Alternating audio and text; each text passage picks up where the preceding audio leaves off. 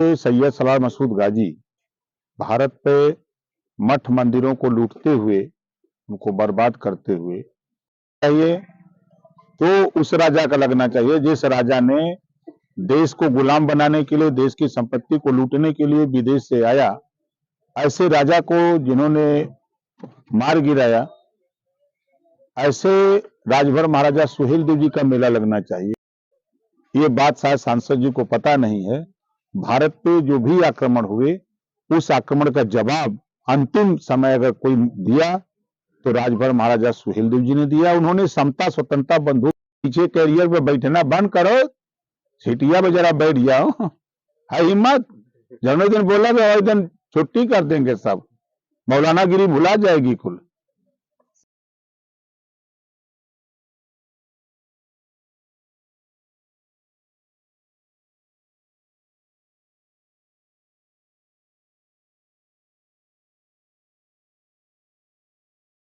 उनको बोल रहे हैं। देखिए,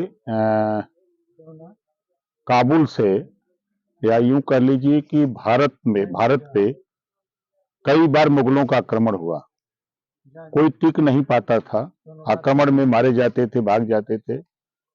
ये काबुल से सैयद सलार मसूद गाजी भारत पे मठ मंदिरों को लूटते हुए, उनको बर्बाद करते हुए, यहाँ 585 राजा हुआ करते थे जब ये भारत छोटे छोटे टुकड़ों में था। तो 585 राजाओं में तमाम राजा हारे, कुछ मारे गए, कुछ उनकी दास्ता को स्वीकार किए। जब वो बहराइच की धरती पर पहुंचे तो वहां राजभर महाराजा सुहेलदेव जी का शासन था। उन्होंने अपने आसपास के तमाम राजाओं से बात करके इकट्ठा किया, गोल बनाई, या गोल बना करके सैयद सलार मसूद गाजी को नानपारा मैदान बहराइच में, वहीं कुटला नदी के किनारे 21 दिन युद्ध हुआ है। इतिहास है, 21 दिन युद्ध हुआ है। उस युद्ध में सैयद सलार मसूद गाजी मारे गए। आज भी गाजी मियाँ का मजार ना कुटला नदी के किनारे बना हुआ है। मेला लगना चाहिए तो उस राजा का लगना चाहिए जिस राजा ने देश को गुलाम बनाने के लिए, देश की संपत्ति को लूटने के लिए विदेश से आया। ऐसे राजा को जिन्होंने मार गिराया, ऐसे राजभर महाराजा सुहेलदेव जी का मेला लगना चाहिए।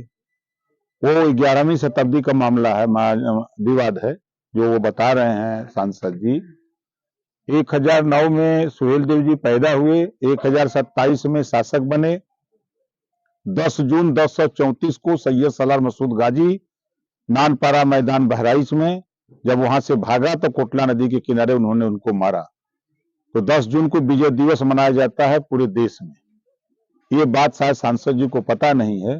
भारत पे जो भी आक्रमण हुए, उस आक्रमण का जवाब अंतिम समय अगर कोई दिया तो राजभर महाराजा सुहेलदेव जी ने दिया। उन्होंने समता स्वतंत्रता बंधुत्व तो न्याय कायम किया, देश को गुलाम होने से बचाया। जो संदेश गौतम बुद्ध जी ने दिया, जो संदेश महात्मा ज्योतिबा फूले, सावित्रीबाई फूले ने दिया, जो संदेश छत्रपति साहू जी महाराज ने दिया, जो संदेश पंडित दीनदयाल उपाध्याय, बाबा साहब डॉक्टर अम्बेडकर जी ने दिया, उसी हमारे महापुरुषों के ही संघर्षों की देन है कि आज संविधान में बाबा साहब डॉक्टर अम्बेडकर जी ने सारी व्यवस्था को संविधान के पहले पन्ने पर लिख दिया, समता स्वतंत्रता बंधुत्व और न्याय पर आधारित भारतीय संविधान। तो जब इतिहास कोई पढ़े तब ना उसको ज्ञान हो। जब इतिहास हम नहीं पढ़े थे, आज के 25 साल पहले सुहेलदेव जी को कोई जानता था? जब मैंने सुहेलदेव जी के इतिहास को पढ़ा, पूरे देश में सुहेलदेव जी के इतिहास को बताया। आप उठा के देखिए, देश के गृह मंत्री जी का बयान, उत्तर प्रदेश के मुख्यमंत्री जी का बयान, देश के प्रधानमंत्री जी जब आए थे शिलान्यास करने अयोध्या में, तब उन्होंने इस जिक्र किया था कि अयोध्या को, मंदिर को बचाने में सबसे बड़ा योगदान अगर किसी का तो राजभर महाराजा सुहेलदेव जी का, वहां जिक्र किया। अभी गृह मंत्री अमित शाह जी, उनका बयान सुन देखिए। तो ये राजा थे, शासक थे लोग।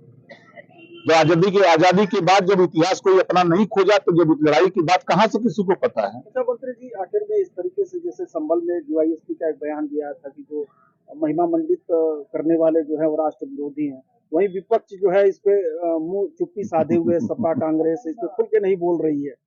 तो क्या वो समझा जाए कि आक्रांताओं के साथ है जो देश को लूटने वाले थे? जो इतिहास बता रहा है वो इतिहास यही बता रहा है। 21 दिन महाभारत पे 11 दिन हुआ था ना, वो युद्ध 21 दिन चला था महाराज। 21वें दिन मारे गए सैयद सलामतुल गाजी, या ये जो बहुत पाजी थे। साबुद्दीन रिजवी बरेली के मौलाना जो उनका अलग बयान है कि फिल्म छावा देख के ही नागपुर का जो दंगा हुआ है उसको। ऐसे मौलवी जी को हम कहेंगे, मौलाना को, कि वो अपनी कौम के विषय में सोचें कि उनमें बेहतर शिक्षा कैसे हो, स्वास्थ्य के विषय में, रोजगार के विषय में, नौकरी के विषय में, अमन चैन भाईचारा के विषय में। वो मौलवी मानते हैं मोहम्मद साहब को, लेकिन मोहम्मद साहब के विचार को नहीं मानते।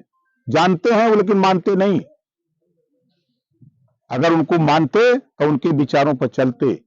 उन्होंने भी गरीब, कमजोर, मजलूम, बेसहारा, बेकस, बेपनाह लोगों की मदद के लिए कहा है।